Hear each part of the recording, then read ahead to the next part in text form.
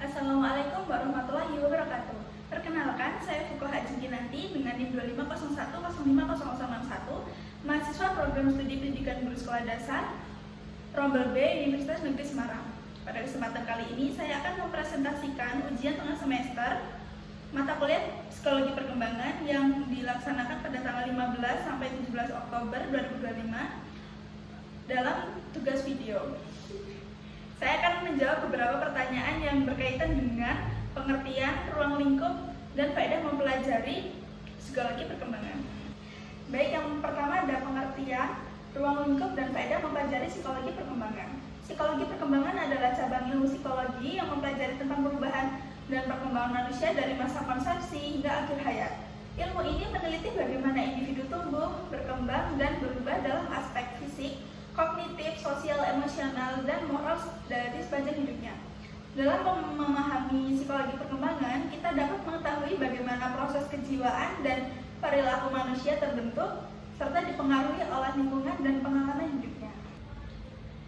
Ruang lingkup psikologi perkembangan mencakup berbagai aspek seperti perkembangan kognitif yang berhubungan dengan cara berpikir, perkembangan fisik yang menyangkut pertumbuhan tubuh dan kemampuan motorik. Adapun perkembangan sosial dan emosional yang terkait interaksi serta pengendalian emosi. Perkembangan moral yang berkaitan dengan nilai dan etika, serta perkembangan karir dan identitas diri. Selain itu, ruang lingkupnya juga mencakup berbagai fase kehidupan, mulai dari masa bayi, anak-anak, remaja, dewasa, hingga lansia. Kemudian faedah mempelajari psikologi perkembangan yaitu membantu kita memahami perubahan manusia pada setiap tahap kehidupan, menimbulkan sikap empati terhadap orang lain, serta membantu dalam memberikan bimbingan dan pendidikan sesuai usia dan tahap perkembangan individu. Dengan mempelajari psikologi perkembangan, seseorang juga dapat menyesuaikan perilaku dengan cara berinteraksi sesuai dengan tingkat kematangan orang lain. Kemudian B. Pengertian pertumbuhan dan perkembangan dan contohnya. Pertumbuhan adalah perubahan fisik yang dapat diukur seperti bertambahnya tinggi badan, berat badan, atau ukuran tubuh manusia. Sementara itu, perkembangan merupakan proses perubahan yang bersifat kualitatif, yaitu peningkatan kemampuan dan fungsi individu, seperti kemampuan berpikir, berbahasa, bersosialisasi, dan pertumbuhan bersifat terbatas karena berhenti pada usia tertentu, sedangkan perkembangan berlangsung pada seumur hidup. Contohnya, pada bayi yang awalnya hanya berbaring kemudian bisa duduk, berjalan, dan berbicara, yaitu menunjukkan perkembangan. Sedangkan bertambahnya tinggi badan, berat badan, bayi merupakan tanda pertumbuhan. C. Tahap-tahap perkembangan individu dibagi menjadi dua. Yang pertama, fase pranatal, yaitu fase sebelum lahir. Fase ini dimulai sejak pembuahan hingga kelahiran, biasanya berlangsung sekitar 9 bulan. Ciri-cirinya terjadi pada perpaduan sifat bawaan orang tua, kesehatan ibu sangat mempengaruhi perkembangan janin, jenis kelamin bayi sudah ditentukan sejak awal, pertumbuhan yang sangat cepat lebih pesat dibanding fase lainnya, mengandung resiko fisik dan psikologis tinggi, mulai terbentuk sikap orang tua terhadap bayi dalam kandungan. Dan yang kedua, fase pasca-natal. Fase pasca-natal adalah fase setelah lahir. Fase ini mencakup perkembangan manusia sejak lahir hingga tua, dibagi menjadi beberapa tahap. Tahapnya yaitu bayi 0 sampai 12 bulan itu masih sangat bergantung kepada orang tua. Yang kedua, balita 1 sampai 5 tahun itu mulai berjalan, berbicara, dan lebih mandiri. Dan yang ketiga, anak-anak. Anak-anak itu dimulai dari 6 sampai 8 tahun. Masa penting pembentukan karakter. Dan peralihan yaitu 9 sampai 12 tahun. Masa kritis menjelang remaja. Remaja 12 sampai 19 tahun. Masa pubertas dan pencarian jati diri. Lalu dewasa muda dimulai dari 18 sampai 30 tahun. Masa produktif dan aktif bekerja dan mandiri. Dewasa 30 sampai 60 tahun. Masa stabil dan refleksi hidup. Lansia 60 tahun ke atas. Menjadi penurunan fisik dan mental. D. Konsep kecerdasan. Yang saya pelajari dari materi-materi sebelumnya, kecerdasan adalah kemampuan seseorang untuk berpikir, memahami, beradaptasi, dan memecahkan masalah dalam kehidupan sehari-hari. Kecerdasan tidak hanya soal nilai akademik, tetapi juga bagaimana seseorang mengelola emosi, berinteraksi, dan menemukan makna hidupnya. Secara umum, ada 3 jenis kecerdasan utama, yaitu intelektual, emosional, dan spiritual. Kecerdasan intelektual berkaitan dengan kemampuan kemampuan berpikir logis dan memecahkan masalah. Kecerdasan emosional berhubungan dengan cara kita mengenali dan mengendalikan emosi, sedangkan kecerdasan spiritual itu membantu kita memahami nilai dan tujuan hidup. Adapun kecerdasan juga dipengaruhi oleh keturunan dan lingkungannya. Keturunan memberikan potensi dasar, sedangkan lingkungan membantu mengembangkan melalui pendidikan, pengalaman, dan dukungan orang sekitar. Dari sini kita bisa simpulkan setiap individu yang punya kecerdasan unik dan berharga. Tugas kita adalah mengenal, mengasah, dan memanfaatkannya sebaik mungkin untuk berkembang dan memberi manfaat bagi orang lain.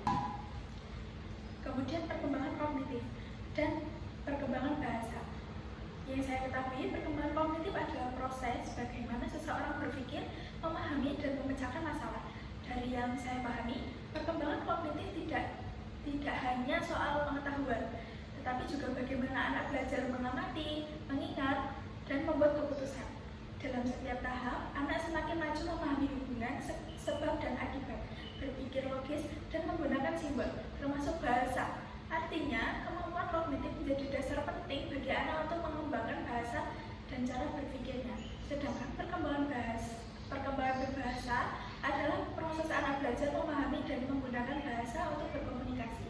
Bahasa berkembang sering bertambahnya usia dan stimulasi lingkungannya.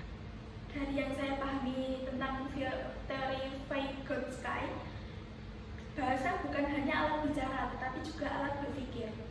Anak belajar bahasa melalui interaksi sosial, mulai dari tangisan, ocehan, dan kata pertama, hingga kalimat tangkap saat masuk sekolah. Pada masa sekolah dasar, kemampuan berbahasa anak semakin kompleks, tidak hanya berbicara, tetapi juga membaca, menulis, dan memahami makna tulisan. Faktor seperti lingkungan keluarga, kecerdasan, kesehatan, dan pengamalan sosial sangat mempengaruhi cepat lambatnya perkembangan bahasa. Saya paham bahwa perkembangan kognitif dan bahasa saling berkaitan erat. Kognitif membantu anak memahami makna kata, sedangkan bahasa membantu anak untuk mengekspresikan pikirannya. Karena itu, peran orang tua dan guru itu sangat penting dalam memberi stimulasi, bimbingan, dan kesempatan anak untuk berkomunikasi serta berpikir aktif.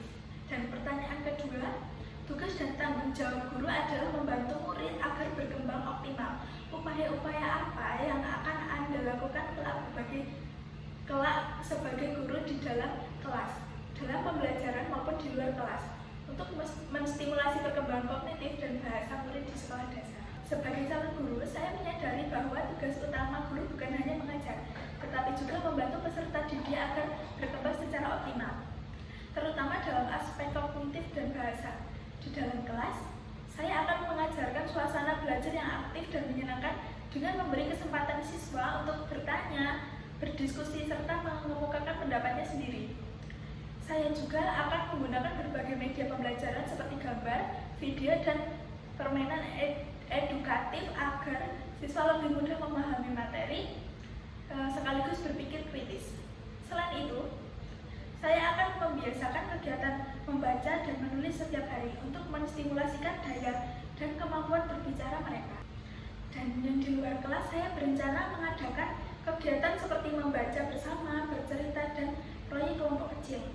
Kegiatan tersebut akan menambah dan membantu siswa memperkaya kosakata, melatih kemampuan berbicara, dan menumbuhkan rasa percaya diri.